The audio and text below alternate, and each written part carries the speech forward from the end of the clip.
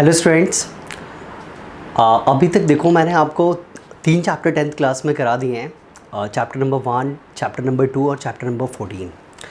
आपने देखा होगा कि इन चैप्टर्स की वीडियोस को देखने के बाद आई होप कि आपने बहुत अच्छे से चैप्टर्स कर भी लिए होंगे। बहुत सारे बच्चों ने सॉल्व कर करके मुझे शीट्स भी भेजी हैं।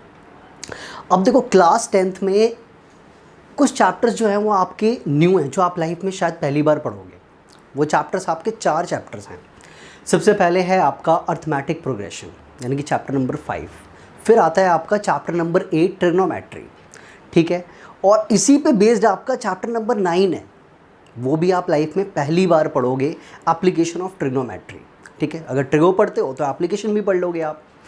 फिर एक चैप्टर आपका और है coordinate geometry and its application, ये दोनों कंबाइंड है और विच इज़ चैप्टर नंबर 7। तो ये 4 चैप्टर आप 10th क्लास में थोड़ा सा आप न्यू पढ़ते हो।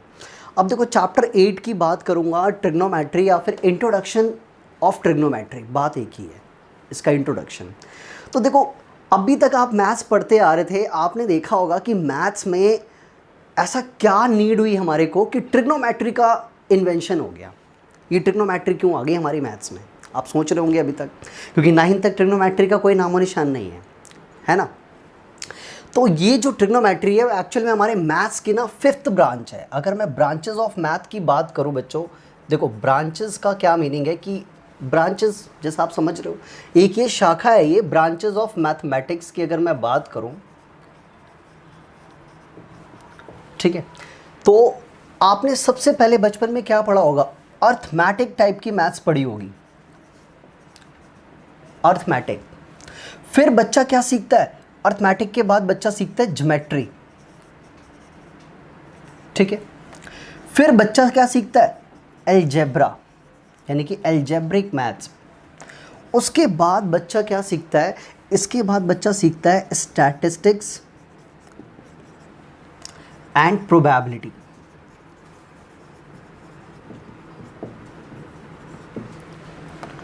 और 5th नंबर पे ये इट्स अ 5th ब्रांच, ये अब आपकी आती है ट्रिग्नोमेट्री। अब आप कहोगे सर ने ये 5 नाम लिखे हैं, क्या आगे भी ब्रांचेस होती हैं? तो आगे भी ब्रांचेस होती हैं मैथ्स की, ऐसी बात नहीं है, बट वो आपके फर्दर स्टडी में यूज़ होंगे। मैं बता देता हूँ, आगे आप जब 11th में आओगे तो आपकी ब्रांचेस में कैलकुलस का पार्ट आएगा, डिफरेंशिएशन आएगा, कॉम्बिनेटर्स आएंगे और एनालिसिस मैथ्स आएगी, रीजनिंग आएगी, बहुत टाइप की मैथ्स है। तो वो ब्रांचेस आपको फर्दर स्टडी करने को आपको मिलेगा। अभी आपकी अकॉर्डिंग क्लास 10th के अकॉर्डिंग आप 5वीं ब्रांच अब पढ़ने जा रहे हो, विच इज़ ट्रिग्नोमेट्री। तो इस ट्रिग्नोमेट्री की नीड क्या हुई और क्या यूजेस है, क्या एप्लीकेशन है, क्यों बनाई गई ट्रिग्नोमेट्री, ये अब आप आगे समझो पहले कि ट्रिग्नोमेट्री क्यों बना होगा। मतलब अर्थमेटिक के बारे में, हाँ थोड़ा सा मैं ये भी बता दूं, अर्थमेटिक मैथ्स क्या है। अर्थमेटिक का मतलब है नंबर पे बेस्ड मैथ्स होती है ये, जिसमें आप प्लस माइनस मल्टीप्लाई डिवाइड ये सब सीखते हो आप। फिर ज़रूरत पड़ी ज्योमेट्री की, कि अगर 2 पॉइंट्स का अगर डिस्टेंस हमें मेज़र करना है तो हमने एक लाइन से क्या करा, लाइन सेगमेंट, रे, ये सब आपने पढ़ा होगा इसके अंदर, और ज्योमेट्रिकल फिगर्स भी आपने पढ़ी होगी। फिर आती है, आप 6th क्लास में पढ़ते हो अलजेब्रिक मैथ्स। अलजेब्रिक मैथ्स में आपने देखा होगा कि नंबर्स की जगह पे अल्फ़ाबेट ने जगह ले ली, यानी a+b=5 बोल सकते हैं हम। फिर आपने स्टैटिस्टिक्स और प्रोबेबिलिटी पढ़ा होगा, जो कि आपने देखा होगा कि इसमें भी हम क्या करते हैं, नंबर्स का, डाटा का एनालाइज करते हैं। प्रोबेबिलिटी यानी कि चांसेस को बताता है, ठीक है। फिर आते हैं ट्रिग्नोमेट्री। तो अब 10th क्लास में ट्रिग्नोमेट्री का यूज़ है, तो क्यों बना और क्या है ये ट्रिग्नोमेट्री, वो अब आप थोड़ा सा देख लो आगे कि ट्रिग्नोमेट्री जो है वो है क्या और क्यों बनाई गई। देखो सबसे पहले मैं इस चैप्टर के इस नेमिंग की बात करूंगा कि ये जो ट्रिग्नोमेट्री है उसका बेसिकली क्या मीनिंग है। तो देखो ट्रिग्नोमेट्री जो है ना वो 3 वर्ड से मिलके बना है, ग्रीक वर्ड है ये। इसमें आपके एक ट्राई वर्ड आ रहा है, एक गोनो वर्ड आ रहा है, एक मैट्री आ रहा है। तो ट्राई का मतलब आपको पता है ना कि क्या होता है, 3। जैसे ट्राई कलर ट्राइंगल बोलते हो आप, तो ट्राई वर्ड आता है, TRI। तो ट्राई मीन्स 3। फिर आता है आपका गोनो, गोनो का मतलब होता है साइड्स, ठीक है। और मैट्री का मतलब क्या होता है, मेजरमेंट। तो इसका मतलब क्या हुआ कि ट्रिग्नोमेट्री का मतलब क्या है कि हम ट्रिग्नोमेट्री में 3 साइडेड फिगर्स का मेजरमेंट करना सीखते हैं, ठीक है। तो ये याद होना चाहिए कि ट्रिग्नोमेट्री मींस 3 साइडेड फिगर्स का मेजरमेंट। और 3 साइडेड फिगर्स की बात करूं तो यार 3 साइडेड फिगर्स क्या होती है, एक ट्राइंगल ही तो होता है आपका, मतलब कि आपने इसमें ट्राइंगल के बारे में स्टडी करना है। और एक और भी बात बता दूं कि ट्राइंगल के बारे में भी, किस टाइप के ट्राइंगल में, आपने ऑलवेज राइट एंगल ट्राइंगल के बारे में बात करनी है। राइट एंगल ट्राइंगल के बारे में ही स्टडी करनी होती है ट्रिग्नोमेट्री में। ठीक है, यहाँ तक का कॉन्सेप्ट आपको क्लियर हो गया कि क्या ट्रिग्नोमेट्री का मीनिंग है। अब मैं बता रहा हूँ आपको कि ट्रिग्नोमेट्री जो है क्यों नीड हुई ट्रिग्नोमेट्री बनाने की, जिसने भी बनाई। ठीक है, तो ट्रिग्नोमेट्री बनाने की नीड इसलिए पड़ी क्योंकि देखो अभी तक क्या होता था कि हम दो प्लेसेस के डिस्टेंस बड़ी इजीली फाइंड कर लेते थे अगर मुझे एंड पॉइंट और ये पॉइंट पता हो तो हुआ ये कि अगर कोई पर्सन यहाँ पे खड़ा है, इस ए पॉइंट पे खड़ा है सपोज करना, ठीक है, और यहाँ से अगर वो इस एक बिल्डिंग, सपोज कर लो कि आपके पास ये हाइट जो एक बिल्डिंग है, ठीक है, इसका नेम कर देता हूँ मैं सीडी। अगर वो ए पॉइंट से बिल्डिंग के टॉप को देख रहा है, ठीक है, पॉइंट सी को देख रहा है टॉप को, तो अगर वो इस पॉइंट से सी को देख रहा है और अगर कोई पर्सन देख रहा है, तो आपको पता है पर्सन के पास सिर्फ दो चीज़ें हैं, एक उसकी हाइट और एक वो जिस एंगल से उसको देख रहा है, ये दो चीज़ें हैं। तो जब हमें ये पता लग गया कि हाइट हमें पता है और एक एंगल हमें पता है, तो हमें सिर्फ दो चीज़ों के बिहाफ पे हम उस बिल्डिंग की हाइट भी फाइंड कर सकते हैं और इस पोजीशन से इस पोजीशन तक का क्या डिस्टेंस है वो भी हम फाइंड कर सकते हैं। एक सपोज एक चीज़ सोचो आप कि अगर मैं यहाँ पे खड़ा हूँ और यहाँ से मैं बहुत दूर तक की एक बिल्डिंग को देख रहा हूँ, ठीक है, तो मुझे पता करना हो कि मैं बिल्डिंग से कितने दूरी पे हूँ, कितने डिस्टेंस पे हूँ, या बिल्डिंग की हाइट क्या है। यहाँ से देख के तो पता नहीं लग सकता, बट यहाँ से अगर आपको बिल्डिंग की हाइट एज्यूम करनी है, पता करनी है, फाइंड करनी है, तो क्या करोगे, आपको अपनी तो हाइट पता है ना, और आपको ये भी पता है कि किस डिग्री से आप उसको देख रहे हो, 90, 60, 30, 45, किस एंगल से देख रहे हो। ये दो चीज़ें अगर आपको पता है तो आप उस बिल्डिंग की भी, इतनी दूर बिल्डिंग की भी आप हाइट निकाल सकते हो और वहाँ से लेके यहाँ तक का अपना डिस्टेंस फाइंड कर सकते हो। तो इसलिए ट्रिग्नोमेट्री की ज़रूरत पड़ी कि अगर मुझे क्या क्या पता हो, एक तो एंगल पता हो, और एंगल को बच्चों ट्रिग्नोमेट्री में ना थीटा से डिनोट करते हैं, ये थीटा का साइन होता है, ठीक है, और हाइट आपको पता ही कि अपनी हाइट तो पता ही है। तो ये एप्लीकेशन ऑफ ट्रिग्नोमेट्री जब मैं आगे कराऊंगा 9 चैप्टर, वहाँ पे ये बहुत यूज़फुल है कि ट्रिग्नोमेट्री का यूज़ क्या हुआ। इस चैप्टर में सिर्फ इंट्रोडक्शन है चैप्टर नंबर 8 में, ठीक है। तो अभी इसको और आगे मैं कॉन्सेप्ट्स लिखवा रहा हूँ, वो अब आप देखो। अब देखिए आप आगे इस चैप्टर में कौन कौन से टॉपिक्स आपने पढ़ना है। इस ट्रिग्नोमेट्री में नया चैप्टर है, टॉपिक्स बहुत माइंड में याद होने चाहिए। अच्छा एक बात और बता दूं, जो ट्रिग्नोमेट्री हम 10th में पढ़े ना, जस्ट अ बेस, ये ध्यान रखना, आगे 11th 12th और फर्दर स्टडी के लिए ना ये बेस है। किसी बिल्डिंग का समझ लो, अगर बेस मजबूत नहीं होगा तो बिल्डिंग गिर जानी है। इसका मतलब आपने 10th में ही ट्रिग्नोमेट्री का बेस बहुत अच्छे से पढ़ना है। तो इस चैप्टर में आपने ना ये कॉन्सेप्ट्स, आपने टॉपिक्स पढ़ने हैं। कौन कौन से? पहला है आपका ट्रिग्नोमेट्रिक रेशियोज़, क्या है ये, इसको डिटेल में मैं बिल्कुल अच्छे से बताऊंगा अभी आपको। फिर सेकंड है आपका specific degree of trigonometry, specific degree, और डिग्री जो होती है वो एंगल से रिलेटेड होता है। तो क्या स्पेसिफिक एंगल्स होते हैं ट्रिग्नोमेट्री के, वो हम डिस्कस करेंगे इस पॉइंट में। फिर बात करते हैं कॉम्प्लीमेंट्री रिलेशन। देखो हर एक में आपको अब एक का मीनिंग क्लियरली आपने पढ़ा होगा शायद पहले, कॉम्प्लीमेंट्री रिलेशन। कॉम्प्लीमेंट्री मीन्स दो एंगलों का सम 90 डिग्री होता है, तो ये बात हम यहाँ पे पढ़ेंगे। फिर बात करते हैं फोर्थ टॉपिक जो है आपका, वो है ट्रिग्नोमेट्रिक आइडेंटिटीज़। हर चैप्टर की आइडेंटिटी होती है भाई, आपको पता है, आपने बचपन से अर्थमेटिक में भी आइडेंटिटीज़ पढ़ी है, आपने अलजेब्रिक की भी पढ़ी है, तो ट्रिग्नोमेट्रिक की भी आइडेंटिटीज़ होती हैं, तो ये बात आपको पता होनी चाहिए। फिर बात करते हैं लास्ट टॉपिक की, वो है आपका कंडीशनल क्वेश्चंस। मैं बता दूं एक चीज़ क्लियरली कि कंडीशनल क्वेश्चन जो होते हैं वो मैं आपको कराऊंगा, आपके बुक में नहीं गिवन है, और इतनी गारंटी है मेरी कि कंडीशनल क्वेश्चन से ही आपके, मैं बता दूं कि ये चैप्टर आपका 8 मार्क्स का है। वैसे पूरी ट्रिग्नोमेट्री 11 मार्क्स की है, उसमें से चैप्टर 8 जो है वो 8 मार्क्स का कंफर्म है कि आएगा ही आएगा 8 मार्क्स में। तो 8 में से ये जो टॉपिक है लास्ट वाला, इस पर मैं स्टार लगा देता हूँ। इस टॉपिक से बेस्ड 3 से 4 मार्क्स का क्वेश्चन गारंटेड आता है। तो बहुत ध्यान से इन टॉपिक्स को हम डिस्कस करते हैं, ठीक है। आगे अब आप देखो, अब आप देखिए ट्रिग्नोमेट्रिक रेशियोज, जो कि आपका अभी कॉन्सेप्ट जो मैंने लिखवाए हैं 5, उसमें से आपका ये है एक पार्ट। देखो ट्रिग्नोमेट्रिक रेशियोज़ में मैं बता दूं आपकी 6 ट्रिग्नोमेट्रिक रेशियोज़ होती हैं। कौन कौन सी होती हैं वो आप देख लो। एक होता है आपका साइन थीटा, दूसरा होता है आपका कॉस थीटा, तीसरा आपका होता है टेन थीटा, फोर्थ नंबर पे आता है आपका कॉसेक थीटा, और फिफ्थ नंबर पे आता है आपका सेक थीटा और 6 नंबर पे आता है आपका कॉट थीटा। अब आप कहोगे ये नाम क्या है, तो यही ट्रिग्नोमेट्रिक रेशियोज में नाम 6 यूज़ होते हैं जो कि ऑलवेज आपके फर्दर आगे काम आते रहेंगे। अब आप कहोगे यार ये साइन थीटा वर्ड क्या है, तो देखो थीटा के बारे में पहले ही बता चुका हूँ कि किसी भी ट्राइंगल के अंदर अगर आप एक राइट एंगल ट्राइंगल यहाँ पे डिनोट कर रहे हो, ये तो राइट एंगल हो गया, और अगर मैं यहाँ पे सी को डिनोट कर दूँ थीटा से, इसका मतलब मैं क्या लेकर आ रहा हूँ, साइन सी। तो sine theta, cos theta, tan theta, ये आपकी 6 ट्रिग्नोमेट्रिक रेशियोज होती हैं। इन्हीं के बिहाफ पे, ठीक है, आपको एक चीज़ और मैं यहाँ पे क्लियर कर दूँ, रेसिप्रोकल रिलेशन, रेसिप्रोकल रिलेशन यानी कौन किसका रेसिप्रोकल होता है। जैसे साइन थीटा है तो साइन थीटा का जो रेसिप्रोकल होता है ना, वो पता है क्या होता है आपका, वो होता है आपका कॉसेक थीटा, 1 कॉसेक। यानी साइन वाला जो होता है वो किसका रेसिप्रोकल होता है, कॉसेक का होता है, ये इसके रेसिप्रोकल में होता है। फिर आता है आपका कॉस, तो कॉस थीटा जो होता है वो 1 सेक थीटा होता है, और फिर टेन थीटा जो होता है वो आपका 1 कॉट थीटा होता है। तो जब आप इनकी रेशियोज निकालोगे तो आपको ये क्लियर हो गया कौन किसका रेसिप्रोकल है, साइन कॉसेक का या कॉसेक साइन का, कॉस सेक का या फिर सेक कॉसेक कॉस का, टेन कॉट का या फिर कॉट टेन का, तो ये रेसिप्रोकल होता है। अब आगे आप एक ट्राइंगल के थ्रू मैं आपको समझाऊंगा कि जैसे राइट एंगल ट्राइंगल में क्या बेस होता है, क्या परपेंडिकुलर होता है, क्या हाइपोटेनियस होता है, और उनकी रेशियोज क्या होती हैं। और ये जो है ना, ये मैंने एक तरीके से इनके शॉर्ट नेम लिखे हैं, इनकी फुल नेम क्या होते हैं ये भी अभी आपको मैं डिटेल में आगे बता रहा हूँ मैं, तो वो अब आप आगे देखो। अब देखो आप, अभी मैंने आपको 5 टॉपिक्स लिखवाए हैं, उसमें से आपका फर्स्ट टॉपिक है ट्रिग्नोमेट्रिक रेशियोज।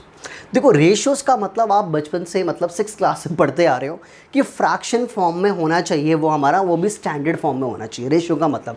तो ट्रिग्नोमेट्रिक रेशियोज क्या है, तो मैं पहले एक चीज़ बता दूं कि ट्रिग्नोमेट्री जो है वो अब आपको क्लियरली हो गया होगा कि वो ट्राइंगल पे बेस्ड होता है। तो एक है ना ट्राइंगल हम लेते हैं, वो भी कौन सा ट्राइंगल, राइट एंगल ट्राइंगल पे बेस्ड होता है ये, ठीक है।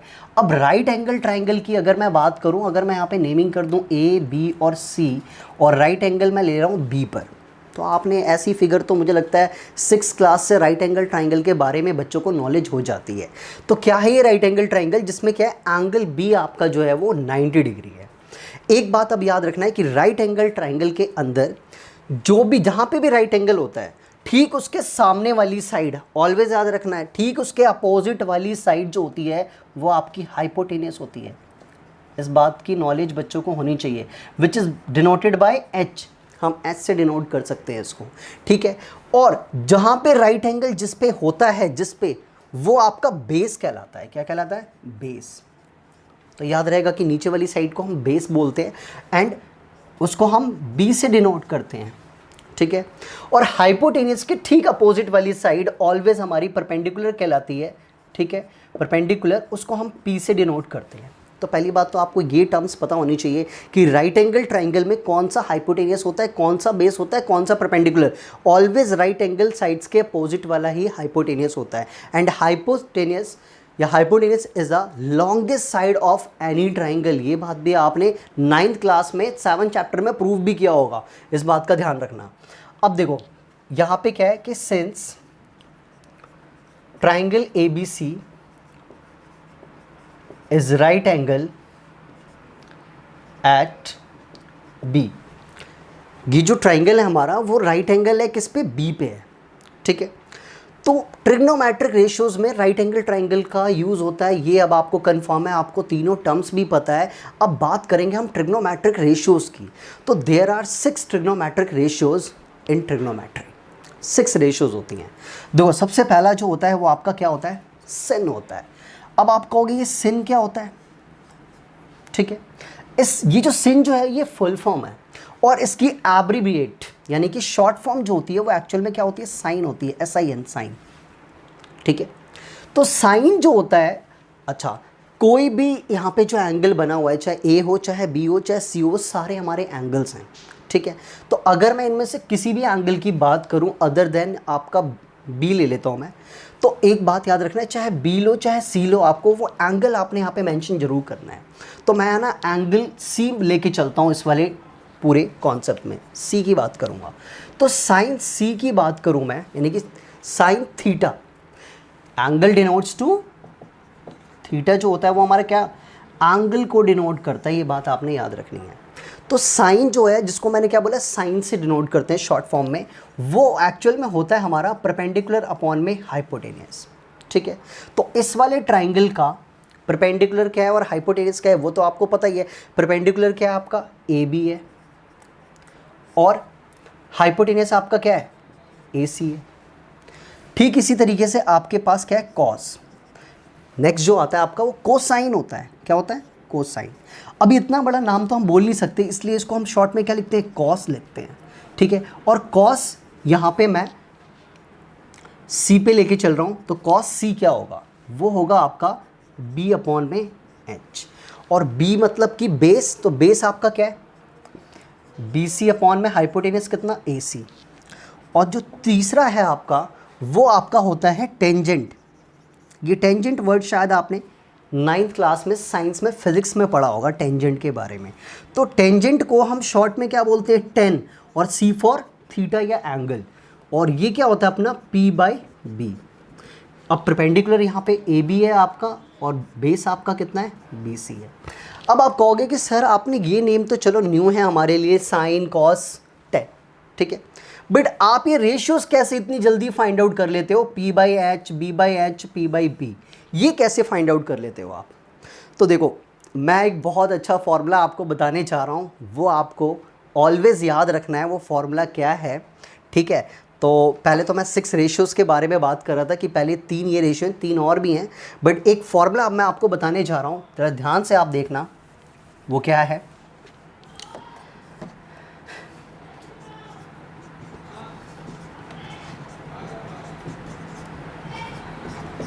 ये पंडित बद्री प्रसाद हर हर भोले सोना चांदी तोले। आप कहोगे ये क्या है, ये एक राइमिंग है। इन रेशियोज़ को लर्न करने की, याद करने की ट्रिक है। मैं दोबारा रिपीट करूँगा, पंडित बद्री प्रसाद हर हर भोले सोना चांदी तोले। अगर आप इस तरीके की रेशियोज़ आप अगर ड्रॉ कर लेते हो अपनी कॉपी में, तो देखो एस का मतलब क्या है, साइन, और साइन क्या होता है, पी अपॉन एच, ये रहा पी अपॉन एच। सी का मतलब क्या होता है, कॉस, और कॉस क्या होता है, बी अपॉन एच, ये रहा B upon H. T for 10, और 10 क्या होता है, पी अपॉन बी। तो मैंने कोई ऐसे ही नहीं लिखा है, मैंने भी इसी ट्रिक का यूज़ किया। तो मोस्ट इंपॉर्टेंट ये ट्रिक है ये। अगर ट्रिग्नोमेट्रिक रेशियो सीख रहे हो आप, तो आपको ये पता होना चाहिए, क्या, पंडित बद्री प्रसाद हर हर भोले सोना चांदी तोले। ये लाइन आपने याद रखनी है, इसको बहुत अच्छे से ध्यान रखना है। पंडित बद्री प्रसाद हर हर भोले सोना चांदी तोले। और भी राइमिंग्स होती हैं स्कूल में, क्लास में किसी और बच्चों से कुछ और भी सीख सकते हो, बट वो यूज़ मत करना, ये ज़्यादा इजी है। ठीक है, आगे मैं इन 3 की और बात करता हूँ कि इन 3 के अलावा और हमारे 3 कौन से हैं। तो वो 3 जो हैं वो हमारे ये हैं, इनके बाद मैं लिखवा देता हूँ आपको।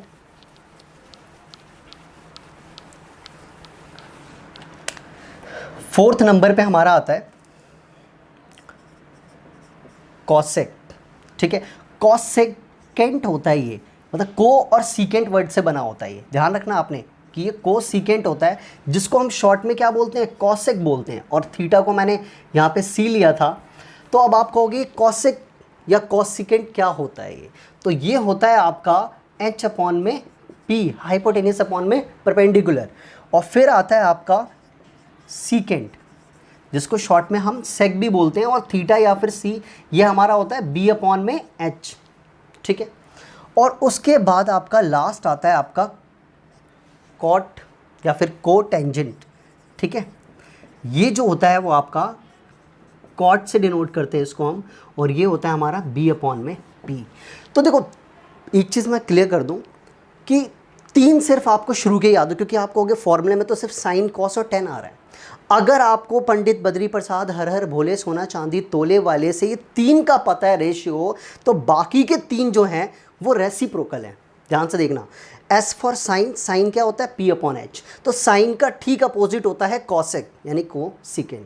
क्या हो गया, एच अपॉन पी, देखो रेसिप्रोकल एच अपॉन पी। फिर सी फॉर कॉस, कॉस का रेसिप्रोकल होता है सीकेंड, और सीकेंड आपका क्या है, सेक्स को डिनोट करते हैं, बी अपॉन एच हो गया। वो देखो वहाँ पे क्या था आपका, सॉरी यहाँ पे एच अपॉन बी होगा, ये एच अपॉन बी होगा, सॉरी। और फिर आता है 10, 10 का क्या होता है, पी अपॉन बी। तो 10 जो है वो कॉट का रेसिप्रोकल है, या कॉट 10 का रेसिप्रोकल है, तो वो पी अपॉन बी है। तो ये कितना हो गया आपका, बी अपॉन P हो गया। तो इससे आपको इसका रिलेशन भी आपको पता लग जाएगा कि क्या होता है, ठीक है। देखो इंटरचेंज ऑफ साइड्स का क्या मीनिंग है ट्रिग्नोमेट्री में। देखो ट्रिग्नोमेट्री में इंटरचेंज ऑफ साइड्स का मीनिंग है कि साइड्स का इंटरचेंज होना। अभी तक आपको पता है कि ट्रिग्नोमेट्री राइट एंगल ट्राइंगल पे बेस्ड है, जिसके अंदर आपको क्लियरली पता है कि राइट एंगल के ठीक अपोजिट वाला क्या होता है, हाइपोटेनियस। अगर इसको मैं एंगल बी ले लूँ, यहाँ पे सी और ये, यानी ट्राइंगल ABC में एंगल बी पे अगर राइट एंगल है हमारा, तो उसके अपोजिट वाला हाइपोटेनियस और उसके सामने वाला परपेंडिकुलर होता है, और ये वाला आपका बेस कहलाता है। ये आपको अभी तक क्लियरली बहुत अच्छे से पता होगा। बट मैंने टॉपिक लिया इंटरचेंज ऑफ साइड्स, यानी साइड्स का इंटरचेंज। तो एक बात बता दूं, राइट एंगल ट्राइंगल में hypotenuse is the longest side, यानी कि वो तो फिक्स रहेगा, उसका कभी चेंज नहीं होता। चेंज किसका होता है, सिर्फ परपेंडिकुलर और बेस का। तो ये बेस और परपेंडिकुलर का इंटरचेंज कब होता है, तो सबसे पहले कि जब भी अगर आपसे बात की जाए फॉर टॉप एंगल, यानी कि इस वाले एंगल की बात की जाए, ये टॉप में है ना ये, तो अगर टॉप वाले एंगल की बात की जाए तो आपने याद रखना है कि बेस और परपेंडिकुलर आपके क्या हो जाएंगे, इंटरचेंज हो जाएंगे। देखो राइट एंगल के बिल्कुल बेस वाली साइड्स पे जो भी एंगल बना है वो और राइट वाला एंगल, इनमें कोई चेंज नहीं होगा। अगर मैं बात करूं किसी भी ट्रिग्नोमेट्रिक रेशियो में, सपोज दैट अगर मैं साइन बी की बात करूं, तो यही बेस रहेगा, यही परपेंडिकुलर रहेगा। बात ध्यान रखना, अगर मैं यहाँ पे बेस की वैल्यू को 3 ले लूँ और परपेंडिकुलर की वैल्यू को 4 ले लूँ, तो आपको पता है कि ये एक राइट एंगल ट्राइंगल है। आप पाइथागोरस लगा के थर्ड साइड क्या फाइंड आउट कर लोगे, 5। तो साइन बी यानी कि sine theta Pandit Badri Prasad horror भोले के हिसाब से क्या होता है, P/H। तो बी के अंदर बेस यही है, परपेंडिकुलर यही है, हाइपोटेनियस ही है, तो P की वैल्यू कितनी है, 4 है, और हाइपोटेनियस की वैल्यू कितनी है, 5 है। तो मतलब क्लियर है कि कोई चेंज ही नहीं हुआ साइड्स का। बट अगर मैं बात करता कि साइन सी के बारे में, तो साइन सी यानी राइट एंगल की बिल्कुल बेस वाली साइड्स पर भी कोई चेंज नहीं होता। ध्यान रखना इस चीज़ का। साइन सी में भी आपको पता है कि P/H ही रहेगा, और इस बार भी परपेंडिकुलर आपका क्या रहेगा, यही 4 और हाइपोटेनियस यही 5। बट अगर ये मैं बात करूं टॉप एंगल वाले की, तो टॉप एंगल में इन दोनों का इंटरचेंज हो जाएगा, ठीक है। तो फॉर टॉप एंगल में क्या हो जाएगा, but for top angle perpendicular becomes base and base becomes perpendicular, opposite हो जाएगा। मतलब इसको बेस बोलोगे, इसको परपेंडिकुलर, वैल्यू को चेंज नहीं करना है, वैल्यू 4 ही रहेगी और 3 ही रहेगी। तो अगर मैं यहाँ से साइन ए की बात करूँगा, तो आपका साइन ए में भी वो P/H यानी कि परपेंडिकुलर अपॉन हाइपोटेनियस रहेगा। अच्छा, हाइपोटेनियस पे तो कोई इफेक्ट पड़ता ही नहीं क्योंकि it is a longest side, तो वो तो 5 ही रहेगी। बट इस बार परपेंडिकुलर कौन सा अपना, इस बार आपका परपेंडिकुलर कौन सा हो जाएगा, ध्यान रखने वाली बात है कि परपेंडिकुलर आपका ये हो जाएगा, तो यानी कि ये क्या आ जाएगा, 3/5। तो अब क्लियर हो गया होगा कि एंगल कब चेंज होता है टॉप एंगल में, साइड्स आपकी कब चेंज होती है, जब टॉप एंगल की बात की जाए। तो ये बड़ा इंपॉर्टेंट टॉपिक है। बेस जिस पे ट्राइंगल बेस्ड होता है उस पर कोई इफेक्ट नहीं पड़ता साइड्स के इंटरचेंज का, बट टॉप एंगल में चेंज हो जाता है। बेस आपका परपेंडिकुलर और परपेंडिकुलर आपका बेस बन जाता है। तो ये आपने याद रखना है। अभी तक देखो आपको मैंने ट्रिग्नोमेट्री क्या है, क्या यूज़ होता है, क्यों बनी ट्रिग्नोमेट्री, और राइट एंगल ट्राइंगल में क्या क्या रिलेशन होता है, कैसे ट्रिग्नोमेट्रिक रेशियोज फाइंड करते हैं with the help of Pandit Badri Prasad हर हर भोले सोना चांदी तोले। ये फॉर्मूला बहुत इंपॉर्टेंट है, रट जाओ इस फॉर्मूले को अच्छे से आप, ठीक है। और इनका रेसिप्रोकल भी जो अभी मैंने बता दिया आपको। अब देखो ट्रिग्नोमेट्रिक रेशियोज पे बेस्ड, सबसे पहले तो मैं आपको बता दूं कि इस टॉपिक पे बेस्ड आपकी एक्सरसाइज नंबर 8.1 है। अब एक्सरसाइज 8.1 इस पे बेस्ड है, तो मैं आपको एक हेडिंग्स बता रहा हूँ कुछ क्वेश्चंस की, कि ऑलवेज एग्जाम में इस टॉपिक पे बेस्ड क्वेश्चंस ऐसे ही आते हैं, इनके अलावा कुछ और नहीं आएगा इस टॉपिक पे बेस्ड। ध्यान से क्वेश्चंस किस किस टाइप के आते हैं, तो मैं पहले लिख भी देता हूँ यहाँ पे कि questions based on this topic. तो पहला क्वेश्चन क्या आता है, फाइंड ऑल ट्रिग्नोमेट्रिक को मैं शॉर्ट में ट्रिग लिख रहा हूं बस, ठीक है। तो फाइंड ऑल ट्रिग्नोमेट्रिक वैल्यूज, ठीक है, if one of them is given. अब आप बहुत ध्यान से इस क्वेश्चन को समझो कि find all trigonometric values if one of them is given. 6 होती हैं, 6 में से अगर एक पता है आपको तो बाकी की अदर यानी कि 5 आपने निकालनी होगी। तो एक तो लेवल का ये क्वेश्चन आता है। दूसरा आपसे क्या पूछा जाता है कि इन पे बेस्ड, जैसे मैथमेटिकल ऑपरेशन आपने प्लस माइनस मल्टीप्लाई डिवाइड सीखा था, ठीक उस पे बेस्ड इनके जो क्वेश्चंस होते हैं वो सेकंड लेवल में आते हैं। वो किस नाम से आते हैं? डायरेक्टली आपसे वो इवैल्यूएट बोल के आते हैं, ठीक है, या फिर आपके पास वो फाइंड भी करके बोल कभी कभार आता है, ठीक है। तो इवैल्यूएट और फाइंड करके आपके किस में आते हैं? मैथमेटिकल ऑपरेशन पे बेस्ड, यानी कि वो आपके क्या आएंगे? मैथमेटिकल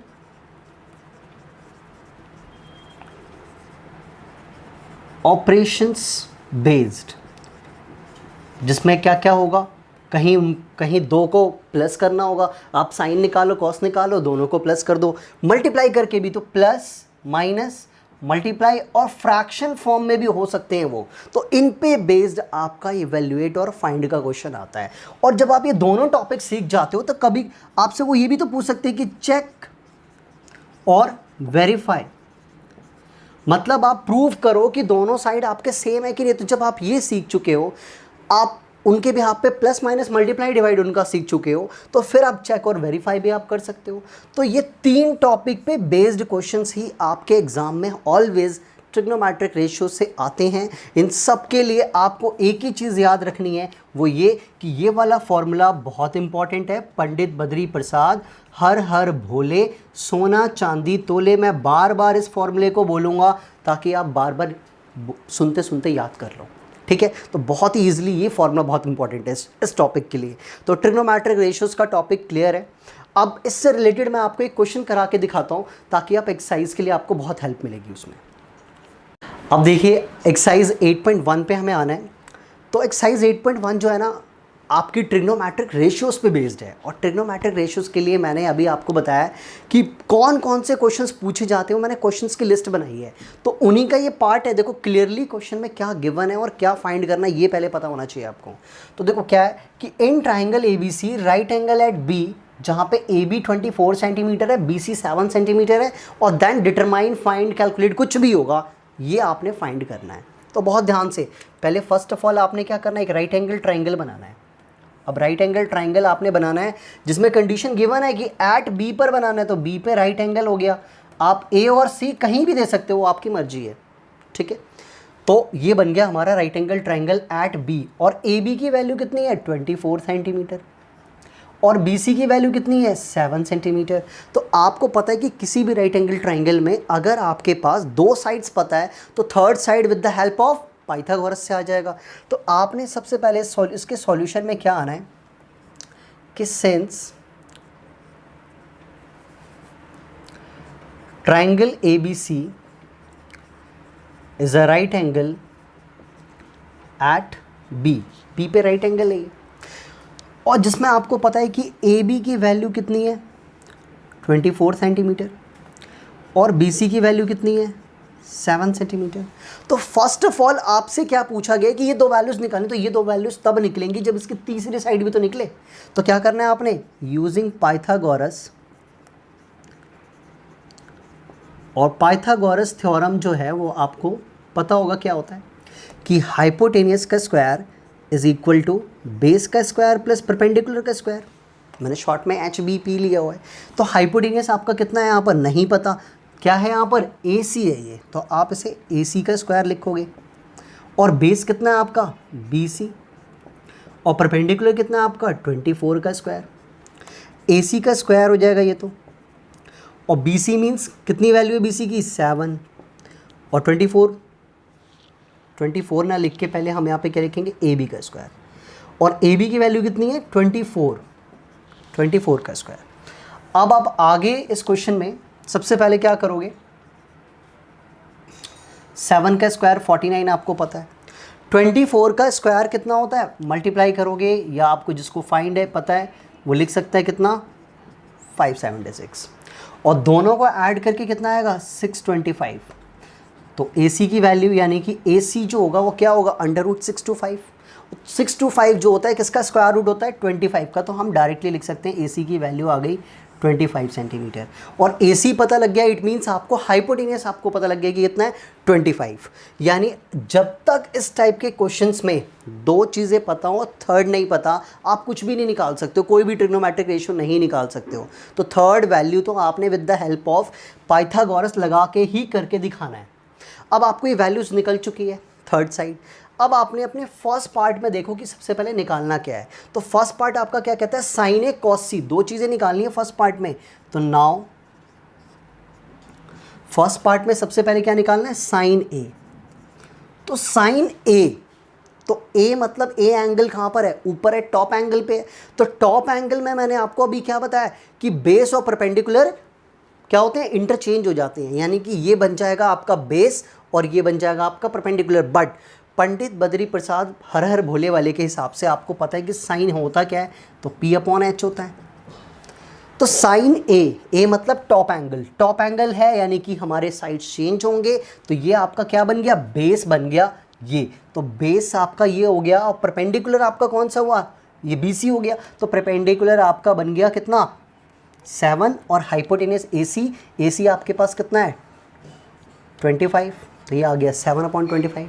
इसी तरीके से आपने क्या निकालना है, कॉस का C निकालना है। ठीक है, आपने क्या निकालना है, कॉस A निकालना है, कॉस A। तो कॉस A इसी तरीके से आप निकाल लो। कॉस A क्या होता है, B/H।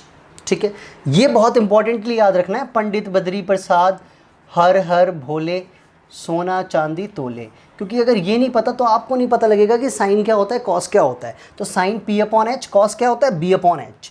अब A है यानी कि टॉप वाले एंगल के हिसाब से बेस कितना हो गया, AB हो गया। और AB कितना है आपका 24 सेंटीमीटर और AC कितना है आपका 25। तो इस तरीके से आपका फर्स्ट पार्ट साइन ए और कॉस ए फाइंड आउट हो गया। ठीक इस तरीके से अब क्या करना है, साइन सी और कॉस सी निकालना है। तो साइन सी और कॉस सी ज़्यादा कोई मुश्किल नहीं है। आपने क्या करना है, साइन सी और कॉस सी डायरेक्टली निकल जाएंगे। ये देखो आप, साइन सी है तो टॉप वाला एंगल तो है ही नहीं, तो टॉप वाला एंगल ये मतलब नीचे वाला एंगल है, देयर इज नो चेंज। जो बेस है वही बेस, जो परपेंडिकुलर है वही परपेंडिकुलर। बट साइन है, साइन क्या होता है, P/H। तो इस केस में C के केस में कोई चेंज ही नहीं होना। तो बेस आपका ये, परपेंडिकुलर आपका ये। तो परपेंडिकुलर कितना 24 और हाइपोटेनियस कितना 25। और कॉस C निकालना है जो कि क्या होता है, B/H। नहीं पता तो पंडित जी आपकी हेल्प करेंगे, बहुत इंपॉर्टेंट याद रखना है इनको। तो कॉस C में बेस आपका वही रहेगा यानी कि 7/25। तो इस तरीके से हम, अगर हमारे पास कोई भी ट्रिग्नोमेट्रिक रेशियोज गिवन हो और हमसे कुछ भी निकालने के लिए आए, चाहे इवेल्युएट का क्वेश्चन आए, चाहे शो दैट आए, चाहे वेरीफाई आए, कुछ भी आए, first find third side of the triangle with the help of Pythagoras theorem. Pythagoras theorem की हेल्प से आपने थर्ड साइड निकालनी है। उसके बाद आपने जो भी आपसे कुछ पूछा हो, ठीक है, वो सब चीज़ें निकाल के उसको सॉल्व करना है। नाउ आगे बढ़ते हैं। देखो अब आपका ये क्वेश्चन नंबर 2 है जिसमें ऑलरेडी आपकी फिगर गिवन है। कहीं कंफ्यूज मत होना कि क्वेश्चन नंबर 1 की फिगर है, ये क्वेश्चन नंबर 2 की फिगर है, क्लियरली मेंशन है आपके पास। देखो क्या फाइंड करना है, 10p - cot r। जब आप क्वेश्चंस का कॉन्सेप्ट सीखोगे तो आपको क्लियरली पता होना चाहिए कि मैंने बताया है कि सेकंड लेवल क्या है, मैथमेटिकल ऑपरेशन, यानी प्लस माइनस मल्टीप्लाई डिवाइड पे बेस्ड। तो आ गया ना माइनस का, यानी इस वैल्यू में से इस वैल्यू को माइनस करना है। तो वैल्यू कुछ भी करना हो, सबसे पहले ट्राइंगल की थर्ड साइड निकालनी होती है। तो सबसे पहले आप थर्ड साइड ही तो निकालोगे। तो आपने क्या करना है कि since triangle PQR is right angle at Q given है आपके पास, जिसमें आपके पास वैल्यू किस किस की पता है, PQ की वैल्यू पता है 12 सेंटीमीटर और PR की वैल्यू आपको पता है कितनी, 13 सेंटीमीटर। क्या नहीं पता, तो QR नहीं पता। तो आपने क्या अप्लाई करना है, पाइथागोरस। तो यूजिंग पाइथागोरस थ्योरम, ठीक है, पाइथागोरस थ्योरम क्या होता है, हाइपोटेनियस का स्क्वायर, और हाइपोटेनियस आपका यहाँ पे क्या है, PR, और फिर बेस का स्क्वायर प्लस परपेंडिकुलर का स्क्वायर। तो बेस आपका कितना है, QR का स्क्वायर, और परपेंडिकुलर कितना है आपका, PQ का स्क्वायर। वैल्यू पुट कर लो। देखो PR की वैल्यू कितनी है, 13, तो 13 का स्क्वायर। QR की वैल्यू आपके पास पता ही नहीं है, यही तो फाइंड करनी है। और PR कितना है, 12, 12 का स्क्वायर। 13 का स्क्वायर कितना होता है 169, और स्क्वायर मैंने आपको बोले 25 तक लर्न करने के लिए, तो वो भी साथ साथ याद रखते रहना। ये बिल्कुल सेम ऐसे ही रहेगा। और 12 का स्क्वायर कितना होता है 144। अब क्यू आर का स्क्वायर निकालना है, 144 प्लस में है तो उधर शिफ्ट होके किस में आ जाएगा, माइनस में आ जाएगा। तो किधर क्या बचा, क्यू आर का स्क्वायर। और जब आप माइनस करोगे तो क्या आंसर आएगा यहाँ पर, 169 में से 144 को माइनस करोगे तो 25 आएगा। और यहाँ पे क्या आएगा, क्यू आर का स्क्वायर। अब क्यू आर का स्क्वायर इज इक्वल टू 24 है, 25 है, तो इसका मतलब क्यू आर की वैल्यू कितनी आ जाएगी, 5 सेंटीमीटर, क्योंकि 25 जो होता है किसका स्क्वायर रूट होता है, 5 का। ठीक है, तो इस तरीके से हमारी थर्ड साइड, यानी कि पहला टारगेट होता है हमारे को with the help of Pythagoras find third side of the triangle. इसके बाद अब आपसे क्या क्या पूछा है, tan p और cot r, तो निकालते हैं पहले tan p और cot r की वैल्यूज, फिर उनको माइनस कर लेंगे। नाउ इसके बाद क्या करना है आपने, कि आपने tan p की वैल्यू निकालनी है। तो देखो p है कहाँ पर ट्राइंगल में, तो p आपका देखो टॉप में आ रहा है, और मैंने क्या सिखाया कि टॉप एंगल की बात की जाए तो परपेंडिकुलर और बेस इंटरचेंज हो जाते हैं। इट मीन्स ये बन जाएगा बेस और ये बन जाएगा परपेंडिकुलर। बट tan थीटा की बात हो रही है तो पंडित जी अपनी हेल्प करेंगे, पंडित बद्री प्रसाद हर हर भोले और सोना चांदी तोले। ठीक है, तो tan थीटा क्या होता है आपका, p अपॉन बी होता है, p अपॉन बी यानी कि परपेंडिकुलर अपॉन में बेस। तो आपका परपेंडिकुलर इस बार कौन सा हो जाएगा, क्यू आर हो जाएगा, और बेस आपका कौन सा हो जाएगा, पी क्यू हो जाएगा। तो आपका परपेंडिकुलर क्यू आर हो जाएगा और बेस आपका पी क्यू हो जाएगा। तो क्यू आर की वैल्यू कितनी है, जो कि अभी फाइंड करी है 5, और पी क्यू की वैल्यू कितनी है 12। तो आपने क्या निकाल लिया, 10 पी की वैल्यू। ठीक है, तो कितनी आ गई 5/12। इसी तरीके से हम निकाल लेते हैं यहाँ से कॉट आर की वैल्यू, तो कॉट आर की वैल्यू भी निकाल लेते हैं यहाँ से हम, कॉट आर। अब कॉट आर की वैल्यू की बात करूँ तो देखो आर कहाँ पर है, बेस में है, तो देयर इज नो चेंज, जो परपेंडिकुलर वही परपेंडिकुलर, जो बेस वही बेस। तो होता तो कॉट क्या है, कॉट 10 का रेसिप्रोकल है। ठीक है, स्टार्टिंग में आपको मैंने रेसिप्रोकल रिलेशन बताया, तो कॉट किसका, 10 का रेसिप्रोकल। तो ये कितना हो जाएगा, बेस अपॉन परपेंडिकुलर। तो इस बार बेस तो आपका वही रहेगा क्यू आर, और परपेंडिकुलर आपका कितना होगा, पी क्यू। तो वैल्यूज़ भी वही सेम 5/12। तो अब आपके पास tan p और cot r की दोनों की वैल्यूज़ आ चुकी हैं। नाउ फाइनली आपने क्या करना है, इनको माइनस करके दिखाना है, यानी जो आपसे क्वेश्चन में पूछा है वो आपने निकालना है। तो क्या करना है लास्ट में, therefore tan p minus cot r, और दोनों की वैल्यूज़ पुट कर दो। tan p की वैल्यू 5/12, cot r की वैल्यू भी 5/12, और 5/12 में से 5/12 गया तो क्लियरली पता है क्या आ जाएगा रिजल्ट, 0। ठीक है, तो इसी तरीके से मैथमेटिकल ऑपरेशंस का यूज़ करके आगे एक्सरसाइज में और भी क्वेश्चंस दिए गए हैं, एग्जाम में भी इसी टाइप पे क्वेश्चंस आते रहते हैं। अब आपने क्या करना है, क्वेश्चन नंबर 3, 4, 5 खुद से ट्राई करना है। ठीक है, तो अभी आज ये ट्रिग्नोमेट्री मैंने आपको सिखाई है, आई होप आपको बहुत अच्छा लगेगा ट्रिग्नोमेट्री, क्योंकि ये एक बेस है, आगे बहुत वाइड लेवल पे इसको पढ़ना है हमें। ठीक है।